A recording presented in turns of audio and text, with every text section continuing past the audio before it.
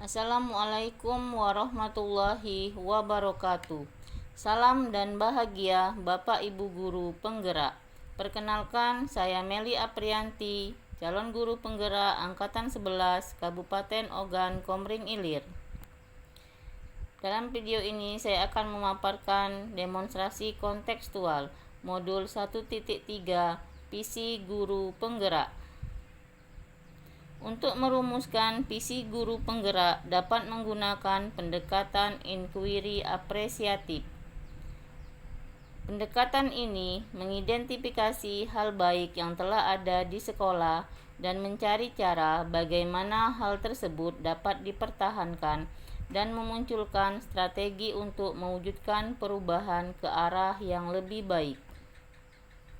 Agar dapat menerapkan pendekatan inquiry apresiatif, maka langkah yang dapat dilakukan adalah dengan metode Bagja. Bagja terdiri dari B. Buat pertanyaan utama. A. Ambil pelajaran. G. Gali mimpi. J. Jabarkan rencana. A. Atur eksekusi. B. Buat pertanyaan utama. Berisi pertanyaan-pertanyaan untuk menentukan arah penelusuran. A. Ambil pelajaran. Memandu bagaimana pengalaman positif dari individu, kelompok, atau komunitas lain yang akan dijadikan pelajaran. G. Gali mimpi. Berupa narasi keadaan ideal jika prakarsa perubahan telah terwujud. J. Jabarkan rencana. Mengidentifikasi tindakan-tindakan yang akan dilakukan. A. Atur eksekusi. Membantu transformasi rencana menjadi nyata. Visi guru penggerak terwujudnya generasi yang cerdas, berakhlak, dan berkarakter profil pelajar Pancasila. Prakarsa perubahan yaitu mewujudkan murid yang mandiri. Alur Bagja, prakarsa perubahan mewujudkan murid yang mandiri.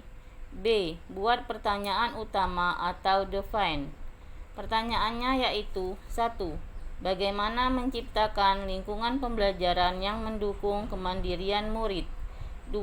Apa saja keterampilan dan sikap yang perlu dimiliki murid untuk menjadi mandiri? Daftar tindakan atau penyelidikan yang perlu dilakukan untuk menjawab pertanyaan. 1. Mengumpulkan guru, orang tua, dan murid untuk berdiskusi dan merumuskan pertanyaan utama. Yang kedua, menggunakan survei untuk mengumpulkan data dari berbagai pemangku kepentingan. A. Ambil pelajaran atau discover. Pertanyaan 1. Program atau kegiatan apa yang berhasil mendorong kemandirian murid? 2. Bagaimana peran guru dalam memfasilitasi kemandirian murid? Yang ketiga, apa hambatan yang dihadapi dalam mengembangkan kemandirian murid? Daftar tindakan atau penyelidikan yang perlu dilakukan untuk menjawab pertanyaan. Yang pertama, menganalisis studi kasus dari sekolah lain yang berhasil dalam mengembangkan kemandirian murid. Yang kedua, mengadakan rapat evaluasi program atau kegiatan yang sudah berjalan untuk menilai efektivitas dan mengidentifikasi keberhasilan dan hambatan. G. Gali mimpi atau dream. Pertanyaan, apa yang Anda bayangkan tentang murid yang mandiri dalam pembelajaran? Yang kedua, bagaimana lingkungan sekolah yang ideal untuk mendukung kemandirian murid? Yang ketiga, kegiatan atau program apa yang dapat meningkatkan kemandirian murid? Yang keempat, bagaimana cara mengukur keberhasilan dalam mewujudkan murid yang mandiri? Daftar tindakan atau penyelidikan yang perlu dilakukan untuk menjawab pertanyaan. Yang pertama, menyelenggarakan diskusi kelompok, fokus dengan melibatkan guru, murid, orang tua, dan pemangku kepentingan lainnya untuk membahas visi dan misi tentang murid yang mandiri. Yang kedua, Merancang kuesioner yang mencakup pertanyaan tentang visi dan harapan untuk murid yang mandiri serta cara mencapainya. Yang ketiga, melakukan wawancara dengan praktisi pendidikan yang memiliki pengalaman dalam mendorong kemandirian murid. J. Jabarkan rencana atau desain. Pertanyaan: apa langkah-langkah konkret yang perlu diambil untuk menciptakan lingkungan pembelajaran yang mendukung kemandirian murid? Yang kedua, apa potensi hambatan yang mungkin dihadapi dan bagaimana cara mengatasinya? Daftar tindakan atau penyelidikan yang perlu dilakukan untuk menjawab pertanyaan. 1. Mengedarkan kuesioner dan melakukan observasi untuk mengidentifikasi kebutuhan dan minat murid dalam pembelajaran mandiri. 2.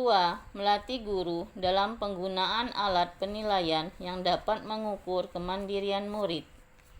Yang ketiga, menetapkan indikator keberhasilan yang jelas dalam dan terukur untuk setiap langkah yang diambil. Yang keempat, menyusun rencana cadangan untuk mengatasi masalah yang mungkin timbul dan memastikan kelancaran pelaksanaan. Yang kelima, A. Atur eksekusi atau deliver. Pertanyaan: siapa yang akan terlibat dalam pelaksanaan? Yang kedua, bagaimana tim pelaksana akan diorganisir dan dibagi tugasnya?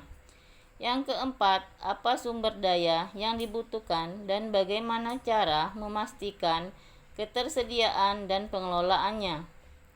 Daftar tindakan atau penyelidikan yang perlu dilakukan untuk menjawab pertanyaan. 1.